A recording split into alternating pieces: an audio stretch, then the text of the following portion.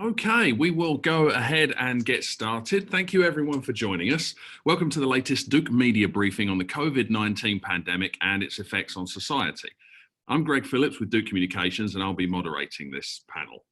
We have three Duke scholars with us today to discuss the challenges of schooling in isolation and how to mitigate the loss of K-12 classroom time. I'll introduce them in turn, get the discussion going, and then we'll open it up to questions. We are recording this briefing and that recording will be sent to everyone who registered. Thanks to those reporters who already submitted questions. During this discussion, those of you joining us on Zoom can also ask questions via the Q&A window, and there'll be an opportunity to ask questions out loud in a few minutes. So with us today, we have Harris Cooper. He is a professor of psychology and neuroscience who researches the value of homework, summer school, after-school programs, and the impact of school calendar variations. Good morning to you. Morning. Katie Rosanbalm is a senior research scientist at the Duke Center for Child and Family Policy who has been advising local policymakers on how to support children upon their return to school after the pandemic. Good morning to you too. Good morning, Greg. And Kristen Stevens is an associate professor of the practice at the Duke Program in Education who specializes in educational policy, teacher education, and gifted children. Good morning. Good morning. Okay, Professor Cooper, I'd like to start with you. A big chunk of face-to-face instructional time has been lost to isolation. How can school systems go about addressing that loss?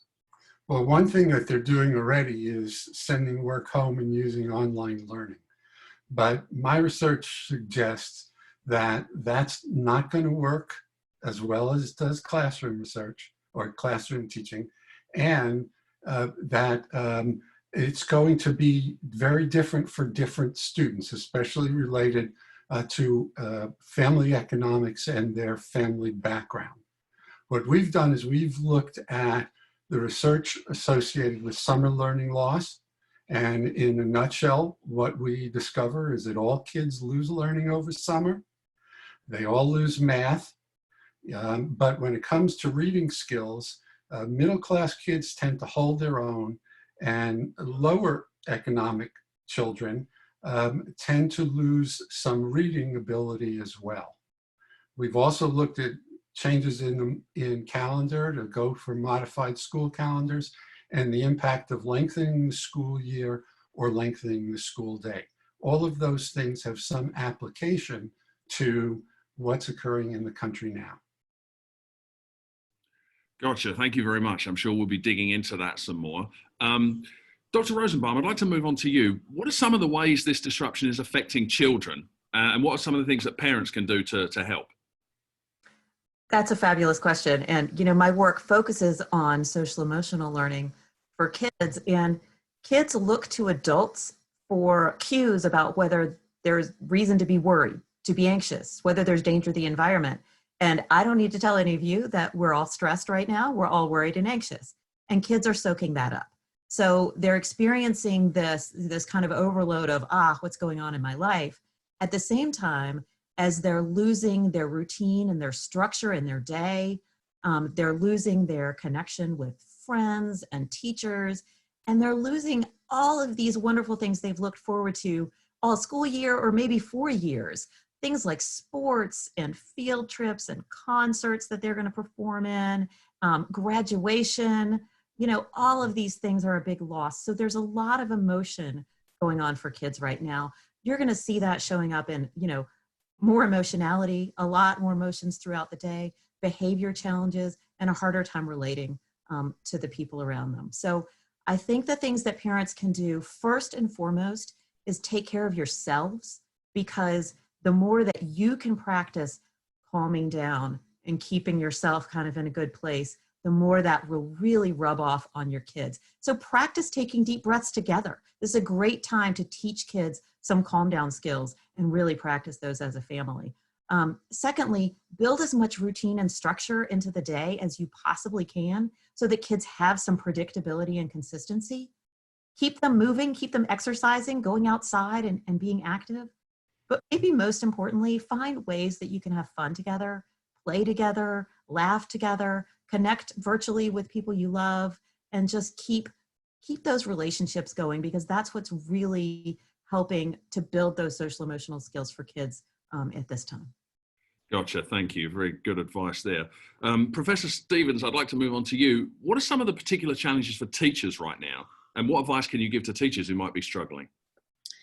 Yes, I think that it's important to note that though we've moved to online learning, that really I heard that it should be called pandemic learning rather than online learning, because when you transition to online learning, typically it's very well thought out. You have time to plan of what that's going to look like. And in this case, within a period of 1 to 2 weeks, teachers transition from taking all of their instruction that used to be face-to-face in a classroom to online. So I really want to commend the teachers for their resilience and their flexibility, because it's been challenging for them, but they've risen to the occasion out of the care for their students. And I think that hopefully that this has been a learning experience for everyone, but I think I heard recently that there's the talk that, well, maybe we could just do online learning, forever. And for the points that Dr. Cooper made, this nothing really substitutes for the face-to-face instruction. So I think their concerns primarily are with their students. They also are, just like all of the workforce, dealing with trying to maintain a balance. I spoke with a teacher the other day who at home, she has a first grader and a sixth grader that she's trying to support, as well as 100 students in her math class that she's teaching. So they're dealing with some of the same challenges that others in the workforce are as well. They're also dealing, and I think it would be remiss not to mention this, they're also dealing with financial concerns. With state budget cuts, inevitably there's probably going to be some reduction in workforce in the future for teachers.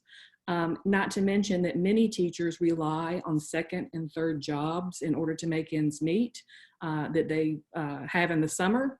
And with the unemployment the way it is, with a lot of the summer camps that oftentimes they work in, it's going to be hard for them to make up that lost income over the summer because there just aren't going to be positions that have been there in the past for them.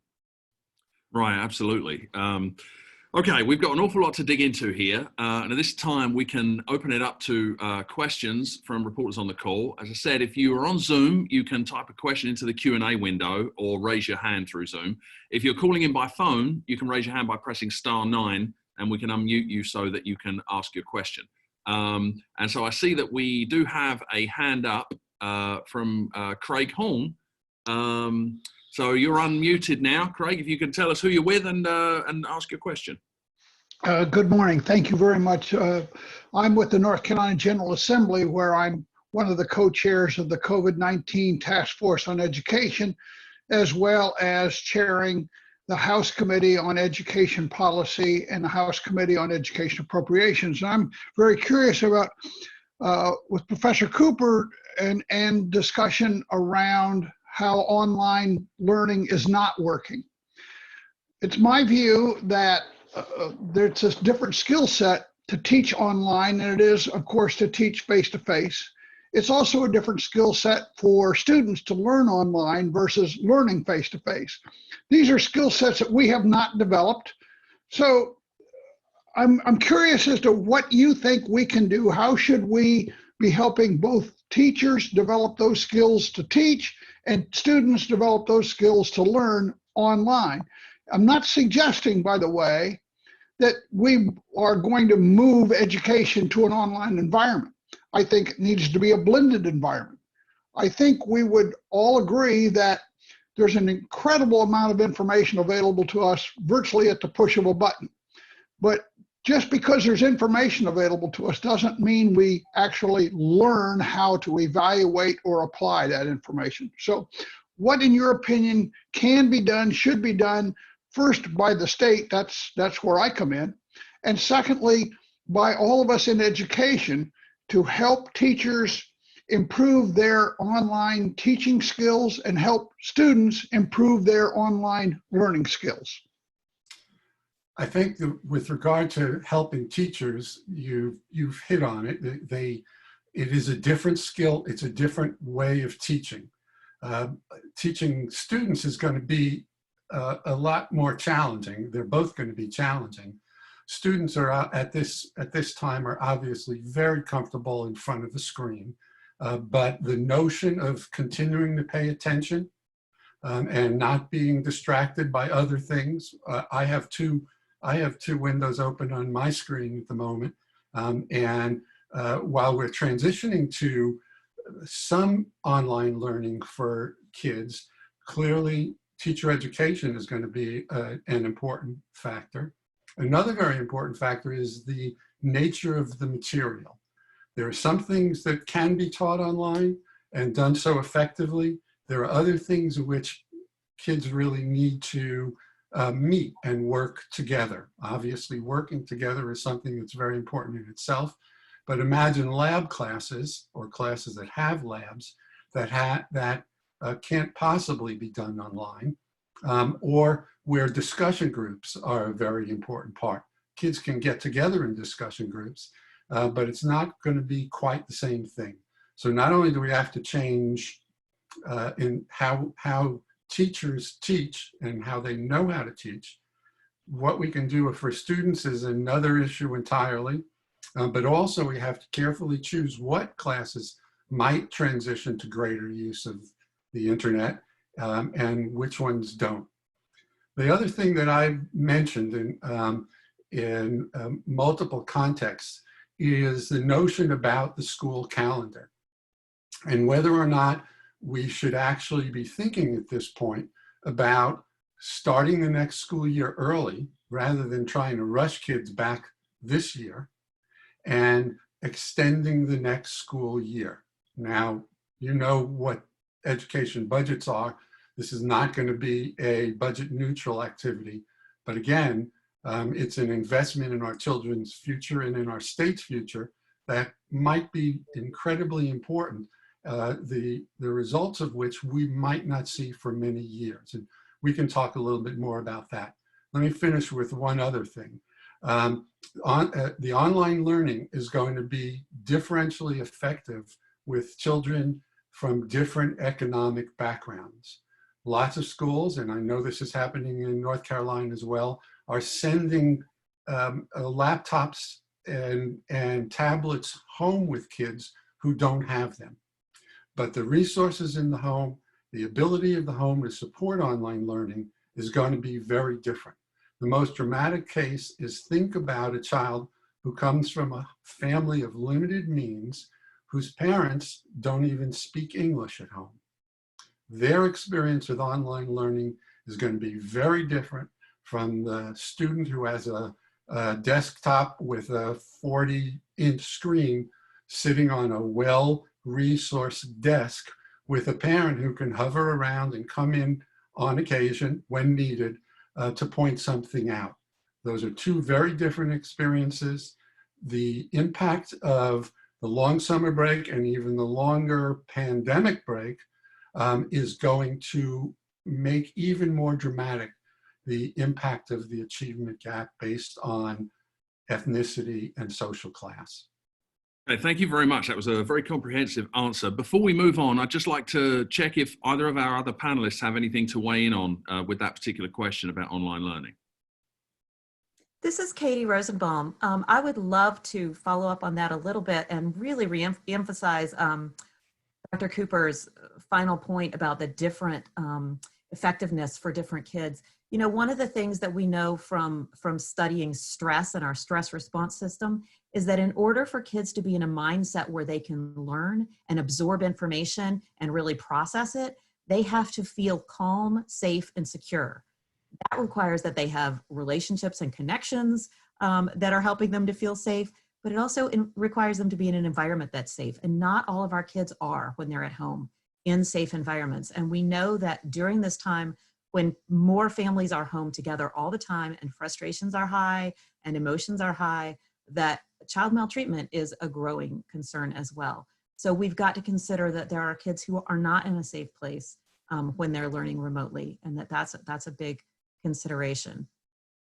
And then the second thing is those discussions that Dr. Cooper mentioned in terms of processing information as a group and, you know, talking with one another and learning directly from the teacher, that back and forth social emotional development is a huge piece that kids need in order to be successful in the future and to be able to work in teams when they get into the workforce and so on. So there's a very large part of learning that's just not taking place online at all, that I think we need to keep in mind. Gotcha. Thank you for that. Professor Stevens, did you have anything to weigh in on there before we move on to the next question? Yes, this is Kristen Stevens. I just wanted to say that as we think about how to better transition into online learning experiences, we need to be careful not to put the burden entirely on teachers to make that successful. It seems like, we just give the teachers more training, then that'll fix the problem, and it won't. I think the biggest issue is having the infrastructure and to consider the inequities that exist across our state in access to technology. We even have teachers who live in locales where they don't have reliable internet and are going and driving to their school parking lots and having class from the inside of their car so that they can access reliable internet. So we just need to be aware that there are other elements that are probably bigger than giving teachers professional development on how to deliver online instruction effectively that have more of an impact than just the quality of the instruction. Gotcha. Thank you very much. Very important to bear that in mind. Okay, well, we had a very comprehensive, all the way around the panel response to that question. So I'm going to move on. We have a question here in the Q&A for Professor Cooper, and you other panelists may well weigh in on this as well. This is from Catherine Gaywirtz, a reporter at Education Week. And she is wondering if anyone at Duke or anyone else that you're aware of, states or districts, know about summer school plans. Is there any way of getting a fix on what percentage of schools or districts will be running summer sessions, either remotely or in some sort of modified in-person form? And if Duke isn't tracking it, do we know of anyone who is? I would probably go, and I'm sure the reporter knows this is Harris Cooper, by the way, I would probably go to the Education Commission of the states. Otherwise, I think that a repository of what is available nationwide is going to be very hard to get a sense about without making 50 phone calls. We've tried to do this in the past, and it is one of those things that's very decentralized and not an easy number to track down. Gotcha, absolutely. Okay, well, thanks for that. We're going to move on. We've got some other questions here. Question for Dr. Rosanbalm. How might this isolation be affecting the development of preschool children in ways that could impact their readiness for school when the time comes? Oh, absolutely. We've got a lot of programs going on in the preschool world that are really trying to prepare kids both academically and social emotionally for school, both of which are critical. And so there are a lot of kids who are at home right now who are not having access to those early opportunities to learn to share, to learn to sit in circle time and keep their hands to themselves and follow directions and learn their ABCs, all of that. And so that lack of access is going to mean that our youngest kids are going to be less ready for kindergarten when the time comes, if this continues over time. Those early years are really laying the foundation for all of that knowledge that's going to come when they get to school. So they're going to be starting at a disadvantage and not having those social emotional skills and those early academic skills that they have when they get to school. Greg, I just thought of something, a question about summer school. Yeah. There's an organization, or there was an organization, I believe it's out of Johns Hopkins, that's called Summer Matters. And that organization, if it still exists, may be a good place to start looking for some inventory of summer programs. There's also a lot of expertise there, I know, with regard to the different kinds of programs and the ones that are successful. Gotcha. Thank you for that additional information. We've got another question in the chat from Aaron Thomas with WRAL, who says that year-round schools in Wake County are looking at possibly starting back July 8th. He wonders how safe or unsafe it is to do so, and what the state's largest school system can do to ensure students, faculty, and staff are safe on campus with regards to social distancing. I assume I'll take the lead on that one. Sure.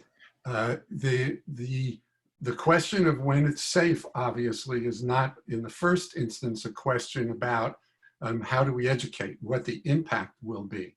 But the notion that, and I know the state of California has been looking into this, the notion that instead of rushing kids back to school early, perhaps before it is safe, to consider extending the next school year, perhaps by moving up the start date and then adding a month, let's say, I'm making that number up, a month to the length of the next school year. That sort of breaks the mold in people's thinking with regard to what the school calendar has to be. And that year-round schools have done that already with parents and educators who are open to that kind of experimentation and recognize that under certain circumstances, it might be best for kids. So I'll ask it as a question. Instead of worrying about getting kids back to school in June or July, especially for kids on the traditional calendar, why not take the end of August start date, move it up a month, for example, and actually have kids start school in the grade they were in when school shut down, and then let them continue for 4 weeks or whatever, give teachers an opportunity to see where the kids are, to get them up to speed. Maybe it doesn't take 6 weeks to recoup 6 weeks of instruction. Maybe we can assume some things have been learned at home. And then at some point, let's say a month after school starts, to have kids then transition to their new grade. In doing something like that, I think what we do is we take a lot of pressure off parents and a lot of pressure off teachers to reinvent instruction under the shadow or the cloud of some very serious circumstances that we're living through. Okay, thank you for that. Actually, with our other panelists, I'd like to build on this question from Ariel, where he talks about how we ensure students, faculty, and staff are safe with social distancing. I'm wondering, Professor Stevens, with teachers, obviously trying to socially distance within a classroom is a challenge that, you know, it's hard to imagine how that would even work. Have you had the time to give any thought to what kind of additional pressures that might put on teachers, or how we could even approach a socially distanced classroom? It's yes, you know, if schools are to return to session, I think it's safe to say that it won't look like it's looked in the past. It'll be very different. My husband and I, who is a special education teacher, were talking the other day, and it kind of evolved into, you know, those math questions you used to have in elementary school if 2 trains left the station at the same time and had all those variables. Well, we were trying to figure out if students have to maintain the 6 feet social distancing guidelines, what would that mean in terms of how many students would fit in a classroom? Because our classrooms are rather, the class size in terms of students are rather large, upwards of 35 students in a class. And some of these classrooms are relatively small.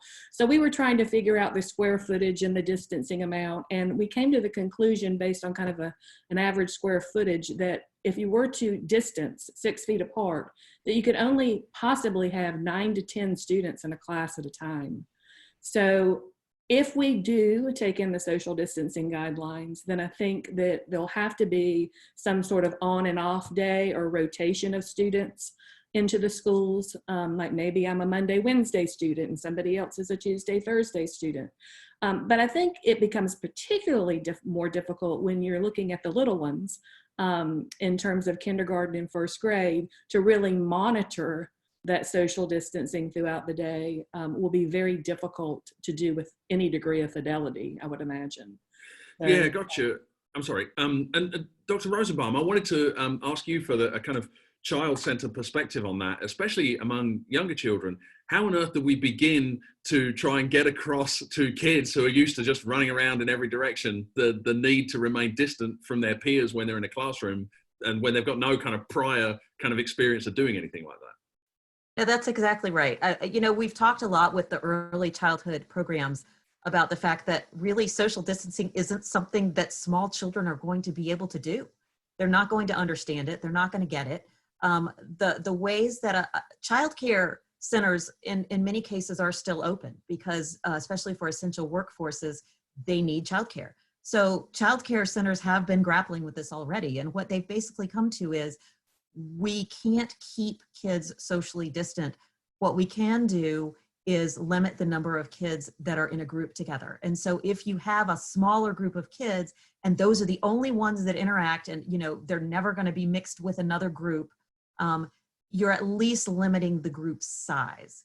I don't see a likely scenario where we have our youngest kids not coming into contact with one another. They're going to have recess. They're going to have to move around.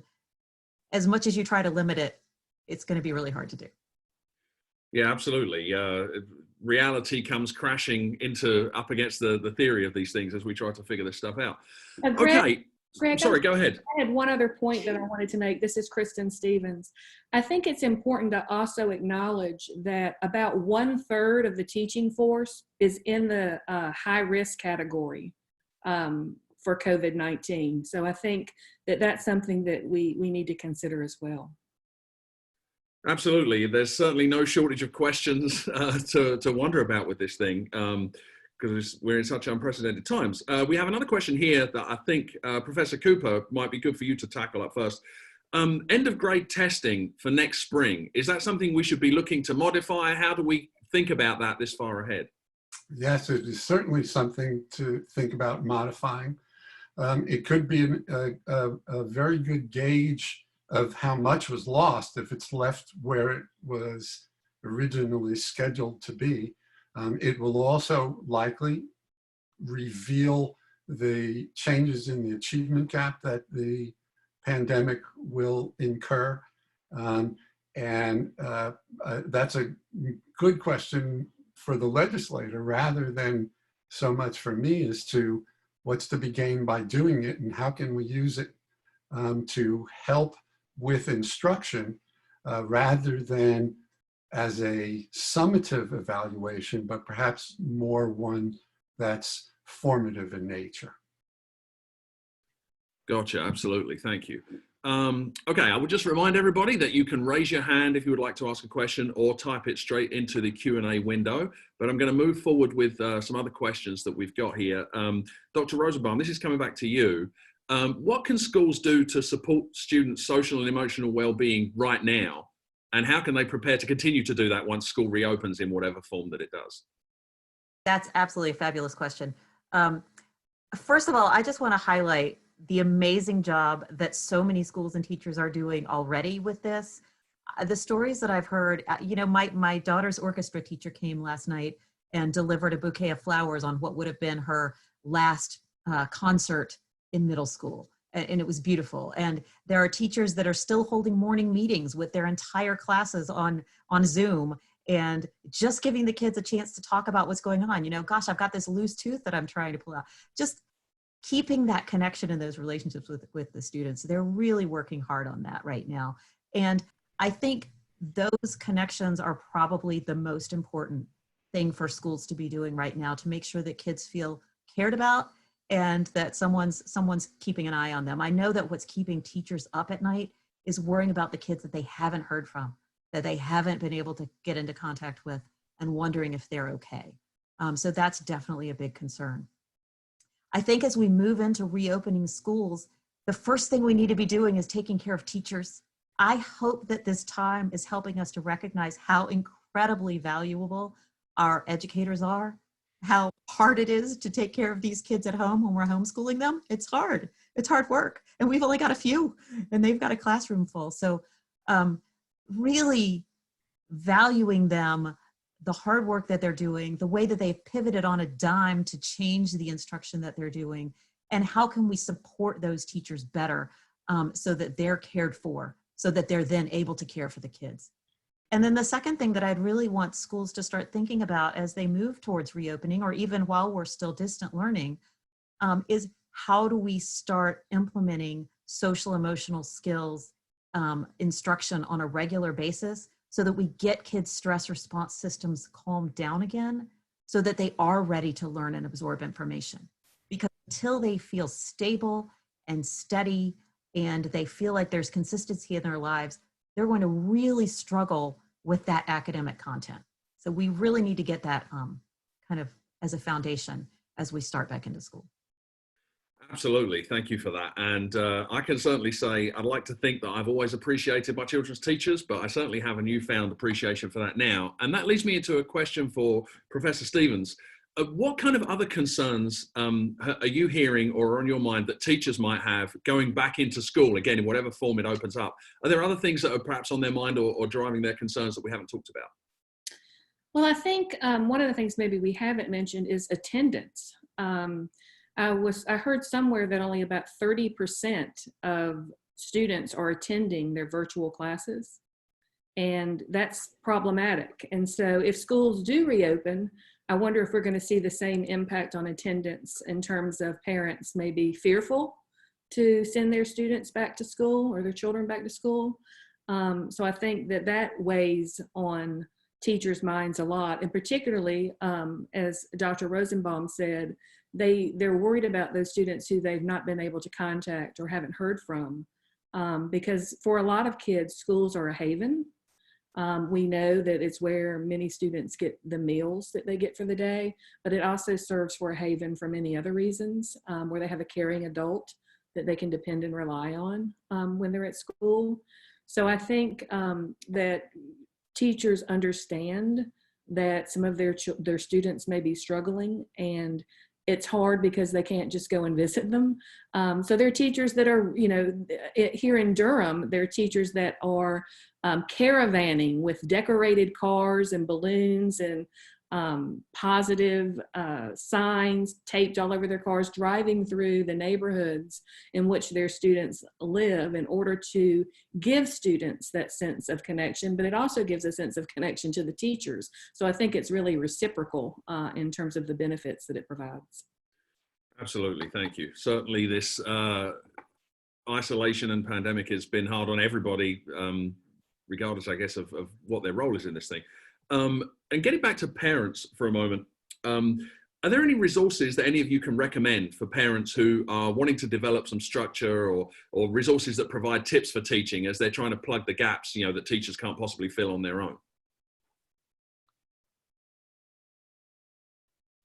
I'm not sure who would be the best place to tackle that first, but if anybody has any suggestions. There's a program out of Johns Hopkins also, I believe, that's called Parents as Teachers. And I think it is designed primarily for parents who are teaching children who are struggling in school. But my suspicion is that some of those lessons and some of that activity could be restructured for the current circumstance. And this is Kristen Stevens. A resource that I would recommend is Renzulli's online learning platform. And I believe that they're offering either a significant reduction in the cost of that, or it may even be offered for free right now. But it provides project-based learning for students. Students complete an inventory in terms of what their interests are, and then it directs them to resources online that have been vetted for appropriateness for children so that they can further delve in to and explore their interest and create products to demonstrate what they've learned. So if parents in particular have issues with motivation in terms of getting their children motivated to do schoolwork, this might be sort of a way to mask that they're actually doing work by gearing it more towards their interest, and they'll be learning research skills. They'll be reading about topics that they are engaged with, and writing and creating products. So they'll be hitting many of the key content areas through their explorations. Yep, certainly anything that can make schoolwork not seem like schoolwork is going to be a winner, I'm sure. And this is Katie Rosenbaum. The other thing that I would add is Obviously I do the social emotional side of things. There are a number of apps that you can get on, on your computer or on your phone that focus on things like calm down skills or mindfulness practices or things like that that are free right now that haven't always been. I know Mind Yeti is one that you can find on Vimeo.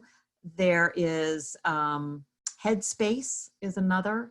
A Smiling Mind is one. So there are several of these that we really encourage teachers to use in the classroom on a regular basis, but now parents can be using at home. And the other thing I would add is if anybody goes to my particular website, Katie Rosanbalm at the Center for Child and Family Policy, I have a number of COVID-specific resources in a section on that webpage that summarize some of the places that you can go to find resources for social emotional learning at home, as well as virtual mental health consultation if that's needed. Gotcha. Thank you. Very, very comprehensive answers there and lots of good suggestions.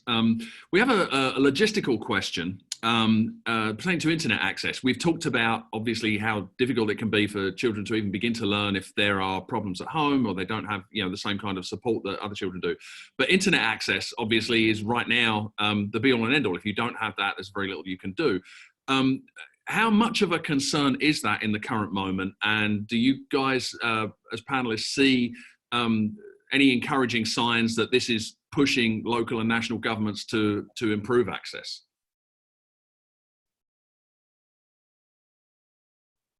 This is Kristen, and I'll just say I know that in North Carolina, we've had a digital learning initiative for some time where the Friday Institute, I believe, conducted a lot of research statewide to determine what accessibility there was in terms of access to the internet across our state for children and families. And they even proposed a dollar amount as to how much it would cost to ensure that every citizen in North Carolina had access to reliable internet access. So I think it's time to revisit the recommendations that they made in their report. And it was an astronomical dollar amount. I'll just be upfront and say that. But considering where we are now, it might be money that we need to spend that's well worth spending to ensure that every child has equitable access to high quality educational experiences. And it's not just K-12. We're even talking about college students that are struggling to get internet access from their homes so that they can access their coursework at the university. So I think it's an important issue. It's one that the state has already spent a lot of time delving into and had commissioned this report that is out, and it's been out for a while. So I think it's time to start really zoning in on those recommendations and making some progress towards achieving the 100% access to internet goal that we have as a state. Absolutely, thank you. Professor Cooper, do you have any kind of thoughts on how big of an issue the internet access part is for this? I think we've hit on the major aspects of it. There's a rural-urban divide, there's a social class divide, and those are things that have come into bold relief in this trying time. Absolutely. I'm going to give one more call for questions here. If anybody has any questions, you can raise your hand in Zoom or hit *9 if you're on a cell phone to raise your hand or add a question into the Q&A. But I'm going to ask a final question of my own here before we kind of wrap this thing up.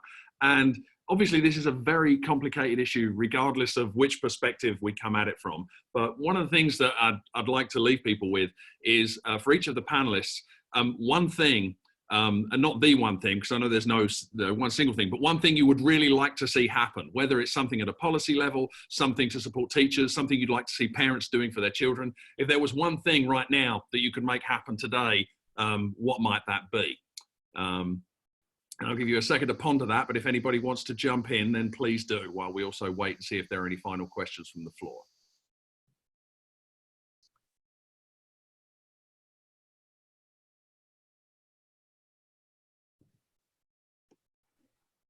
This is Katie Rosanbalm, and that's such an impossible question because there are so many things that I would see happening.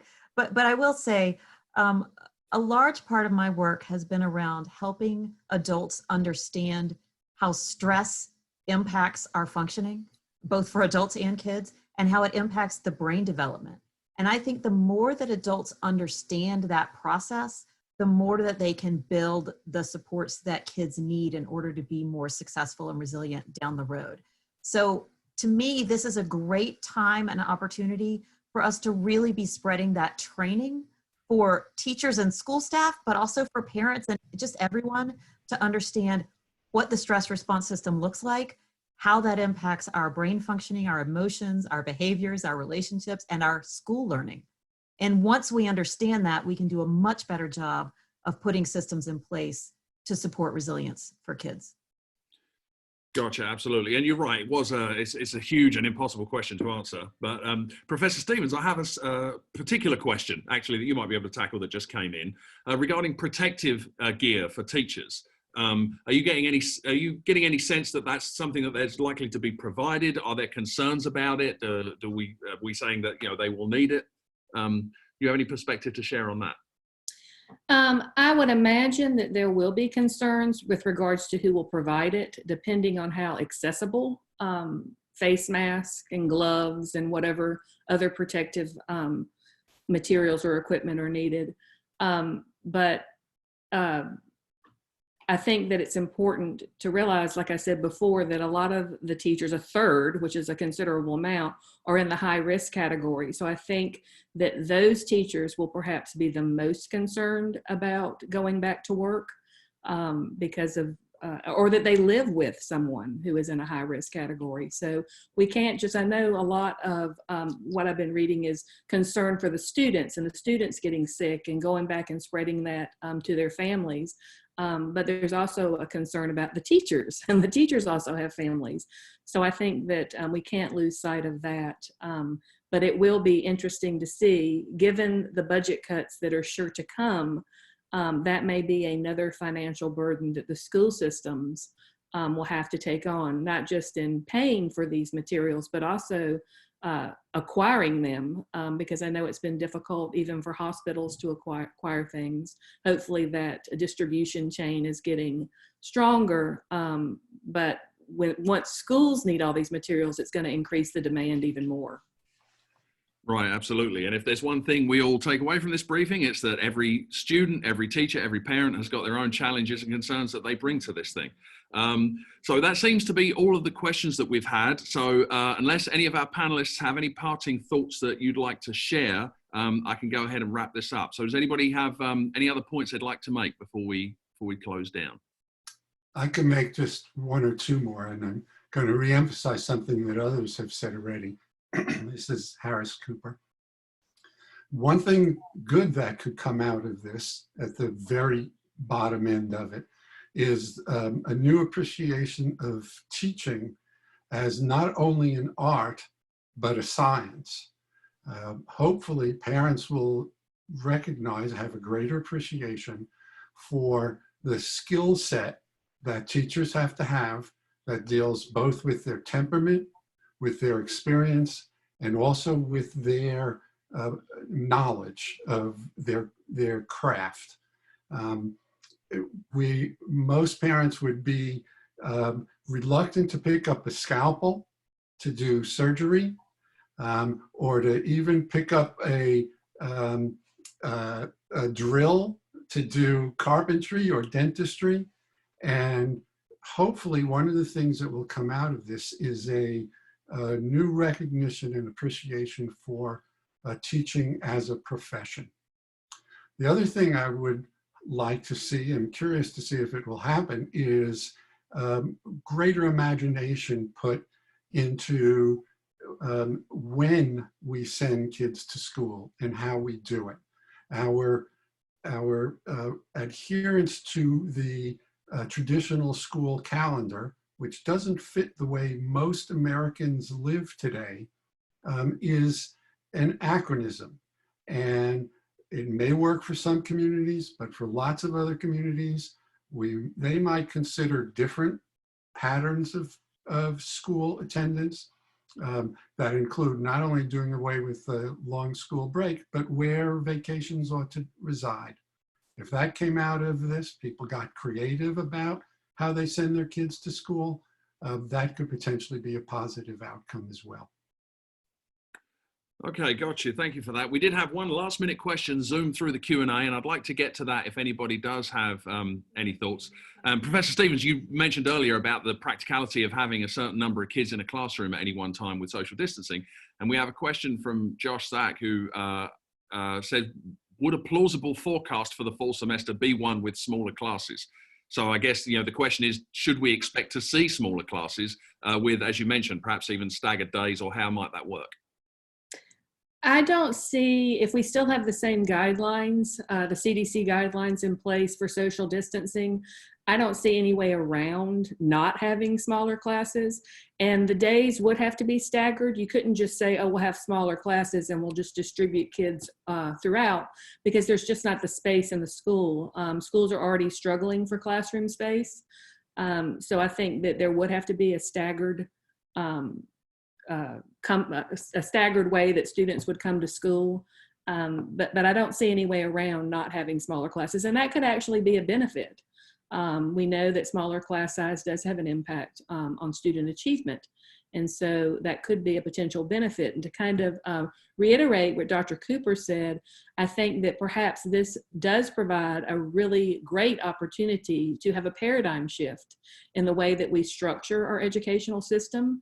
That, we sort of have this lockstep sequence that students move through grade levels, and we have a conceptualization of what a classroom looks like and how it's managed.